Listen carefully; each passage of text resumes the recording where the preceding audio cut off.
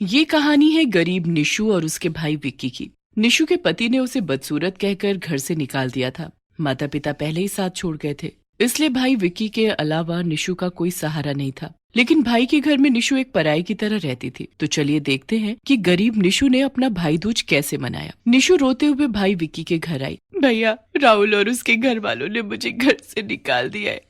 मुझे काली और बदसूरत कहते हैं। आपके अलावा मेरा कोई और सहारा नहीं है। माँ पापा तो हमें छोड़कर चले गए। मैं कहाँ जाऊँ? मुझे अपने घर में थोड़ी सी जगह दे दो। अरे ये क्या कहेंगे? तेरे लिए इस घर में कोई जगह नहीं है। ठीक ही तो कहते हैं वे लोग। तू है ही काली, बदसूरत और मनहूस। ना जाने कहाँ से ऐसा रंग रूप लेकर आ गई है। निकल जा मेरे घर से। निशु रोती गिड़गिड़ाती हुई अपनी भाभी अनीता के पैर पकड़ लेती है। भाभी, भाभी मुझे घर से मत निकालो प्लीज। मैं घर के सारे काम करूंगी। अनीता, निशु ठीक ही तो कह रही है। हमारे अलावा इसका है ही कौन? इसे यहीं रहने दो।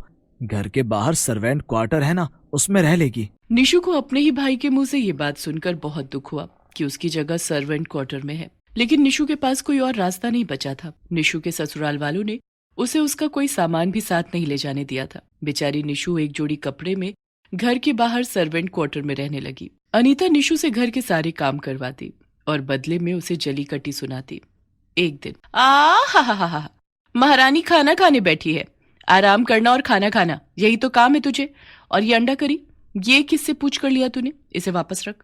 फ्रिज में 4 दिन पहले बनाई साग रखी है, उसे कौन खत्म करेगा? कितनी बार कहा है कि बासी खाना फेंका नहीं जाएगा, लेकिन तुझे तो गरम गरम खाना चाहिए। यहाँ ये सब मस्ती नहीं चलेगी। और हाँ, अपने भैया से कुछ कहने की जरूरत नहीं है, वरना घर से निकाल दूंगी। निशु ने फ्रिज में से साग निकाला तो देखा वो खराब हो चुका था।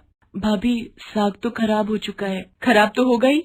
तुझे कितनी बार कहा है कि पहले की बनी चीजें खाया कर, लेकिन तुझे तो ताजा खाना चाहिए। सुन, कल की बनी दाल रखी है, वही खा ले। और हाँ, रात को सोने से पहले किचन में रखे सारे जूठे बर्तन धोकर सोना।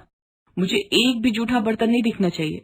बेचारी निशु बासी खाना खा खा कर कमजोर हो गई थी, लेकिन फिर भी वो सुबह उठकर घर के सारे काम करती। धीरे धीरे दिन बीत रहे थे। दिवाली का त्योहार भी बीत गया। निशु को ना तो नए कपड़े मिले और ना ही कोई तोहफा। दिवाली के दूसरे दिन भाई दूज का त्योहार था। उस दिन निशु सुबह सुबह नहा धोकर तैयार हो गई और भाई दूज की तैयारी करने लगी।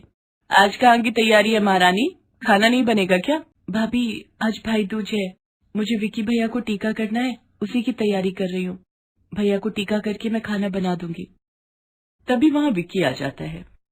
अरे निशु, अभी रहने दो, मुझे जरा बाहर जाना है। मैं और तुम्हारी भाभी अभी थोड़ी देर में निकल जाएंगे। लेकिन भैया, आज तो भाई दूज है, आप टीका नहीं करवाओगे? अरे, वो मेरी मुंह बोली बहन गौरी ने मुझे टीका करने के लिए बुलाया है। उसका कोई भाई नहीं है ना। तुम शाम को मेरा टीका कर देना। अभी जल्दी से कुछ नाश्ता बना दो, मुझे और तुम्हारी भाभी को निकलना है। बेचारी निशु भाई और भाभी के लिए नाश्ता बनाती है। रसोई से नाश्ता लेकर निशु बाहर आई रही थी, तभी उसने विक्की और अनीता को बात करते हुए सुन लिया।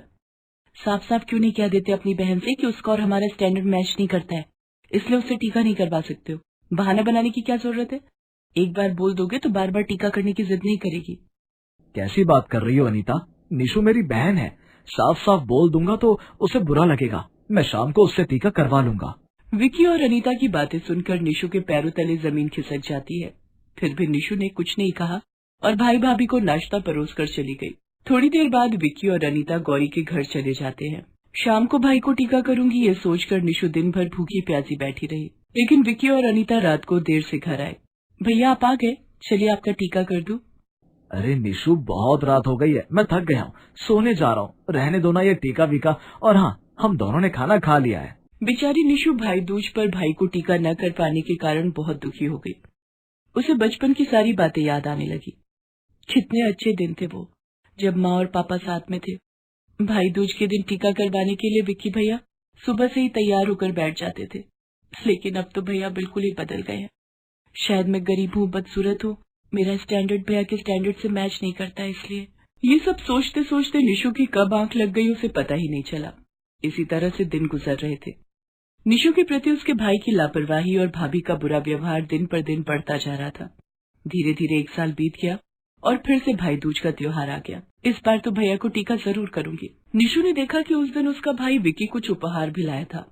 शायद ये उपहार मेरे लिए हो। आज भाई दूज है ना, भैया जरूर मुझे कुछ उपहार देने वाले हैं। निशु खुशी खुशी टीके की तैयारी करने लगी, तभी घर की डोरबेल बजी। निशु, देख दरवाजे पर कौन आया है। निशु ने दरवाजा खोला तो बाहर एक लड़की खड़ी थी। निशु उससे कुछ पूछ पाती उससे पहले ही विक्की वहाँ आ गया। अरे गौरी, आओ आओ, हम तुम्हारा ही इंतजार कर रहे थे। तभी वहाँ पूजा की थाली लेकर निशु आ जाती है। विक्की भैया, आज टीका नहीं करवाओगे? अरे विक्की, तुमने बताया नहीं कि तुम्हारी कोई बहन भी है। अरे नहीं नहीं, ये तो हमारी नौकरानी है, इसका कोई भाई नहीं है ना, इसलिए विक्की को ही अपना भाई मानती है। निशु, तुम बाद में टीका कर लेना, पहले गौरी को टीका करने दो। तुम तब तक किचन में जाकर खाना बना लो, आज गौरी भी हमारे साथ लंच करेगी। अपने भैया और भाभी की इस हरकत ने निशु को अंदर तक तोड़ दिया था। आज निशु पहली बार खुद को अनाथ महसूस कर रही थी। निशु खाना बनाने के लिए किचन में चली गई, लेकिन उसके आंसू थम नहीं रहे थे। बाहर विक्की ने गौरी से टीका करवाया और वो उपहार गौरी को दे दिया। खाना खाने के बाद विक्की, अनीता और गौरी तीनों फिल्म देखने के लिए बाहर चले गए। इतना अपमान सहकर यहाँ रहने का कोई मतलब नहीं है, मुझे यहाँ से चले जाना चाहिए। विक्की और अनीता के घर लौटने से पहले निशु घर छोड़कर चली गई। निशु रास्ते में जा रही थी, उसे कुछ नहीं पता था कि वो कहाँ जा रही है, कहाँ रहेगी और कैसे अपना गुजारा करेगी। तभी निशु के मोबाइल फोन की घंटी बजी। निशु ने सोचा कि शायद उसे घर पर ना देखकर उसका भाई विक्की परेशान हो रहा होगा और उसी का फोन होगा, लेकिन जब निशु ने फोन उठाया तो उसकी बचपन की सहेली रचना का फोन था। हाय निशु, कैसी है तू? भाई दूज कैसा रहा? और विक्की भैया ने क्या गिफ्ट दिया, जल्दी बता। ये सब सुनकर निशु फोन पर जोर जोर से रोने लगती है। अरे क्या बात है निशु, तू रो क्यों रही है? निशु ने रचना को सारी बात बताई। अच्छा रो मत, चल जल्दी से चुप हो जा और मेरे घर आ जा, मुझे तुझसे कुछ जरूरी बात करनी है। निशु रचना के घर जाती है। निशु, तू पढ़ी लिखी है, तू क्यों अपने भाई के घर पर नौकरानी की तरह रह रही है? नौकरी कर और आत्मसम्मान के साथ जीना सीख। तू तो हम सब सहेलियों में सबसे ज्यादा तेज थी, लेकिन मैं नौकरी कहाँ ढूंढूं रचना, मुझे कौन नौकरी देगा? मैंने इसलिए तो तुझे फोन किया था, मेरे पति के ऑफिस में एक वैकेंसी है, तू इंटरव्यू दे दे, मुझे पक्का भरोसा है कि तेरा सिलेक्शन हो जाएगा और तब तक तू मेरे घर पर रह ले। तभी रचना का पति कौशल वहाँ आ जाता है। निशु, आज भाई दूज का त्योहार है और मेरी बहन मुझसे बहुत दूर है, शायद इसलिए भगवान ने तुम्हें यहाँ भेजा है।